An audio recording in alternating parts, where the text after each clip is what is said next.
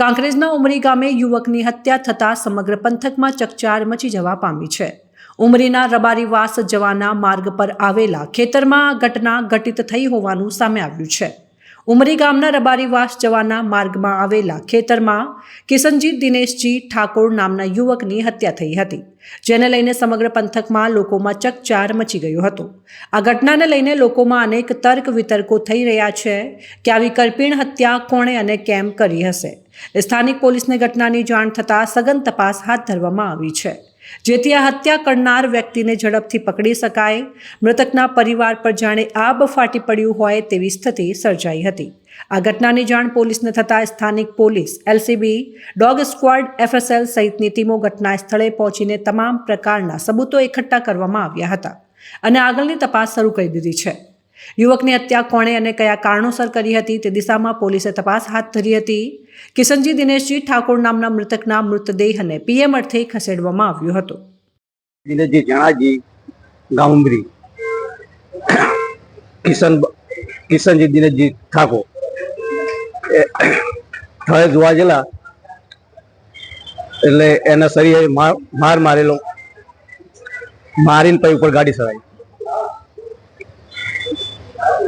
કેટલા વાગે ઘટના બની હતી? ઘટના 2 વાગે જેવી રાત્રે. તમે ક્યાં હતા? હું દાસદ હતો.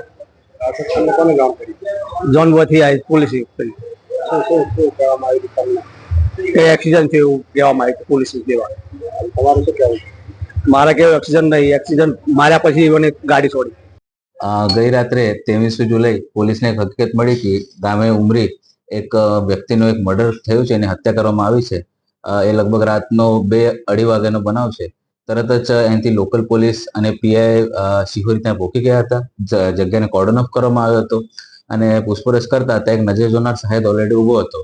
એ નજર જોનાર સાહેબનો એવું કહેવાનું હતું કે હું તથા મરણ જનાર, જેનું નામ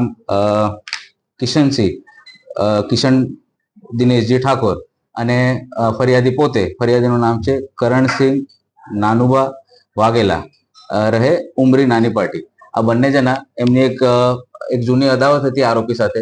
એક 2-3 દિવસ સામાન્ય બોલાચાલી થઈ હતી. આની અદાવત રાખીને જ્યારે ઘરે જતા હતા ફરિયાદી, ત્યારે ફરિયાદી અને મરણ જનાર બંને જણા બાઇક ઉપર હતા, પણ એ રાતનો સમય હતો અને વરસાદી સમય હોવાના કારણે ત્યાં કીચડ હતું.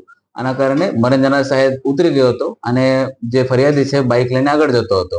તે જૂની અદાવતના કારણે એ જે આરોપી છે એમનું નામ છે રોહિતસિંહ નંદુબા વાઘેલા, રહે ઉમરી નાની પાટી. એ ઇકો ગાડી લઈને પોતાને પાછળથી એમના બોડી ઉપર ચડાવી દીધી અને એમના આ ઇમ્પેક્ટ એમની તે જગ્યા ઉપર જ મોત થઈ ગઈ હતી. હવે જ્યારે જે બનાવની જાણ થઈ ત્યારે પોલીસ તરત જ જગ્યા ઉપર પહોંચી ગઈ. સવારે અમે બીએનએસ કલમ 103(1) મુજબ મર્ડરની ફરિયાદ પણ લઈ લીધી છે અને જે મુખ્ય એમાં આરોપીનું નામ છે રોહિતસિંહ નંદુબા વાઘેલા, ઉમરી નાની પાટી, એમને અત્યારે પોલીસે રાઉન્ડ અપ કરી દીધું છે અને એમની પૂછપરછ ચાલુ છે. એમને પુરાવા આધારે અટક પણ કરવામાં આવશે.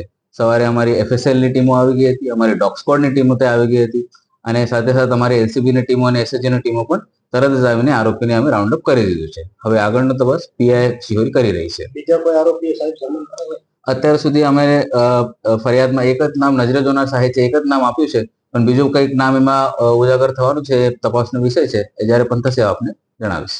વાહનનો મૂળ માલિક કોઈ તપાસ?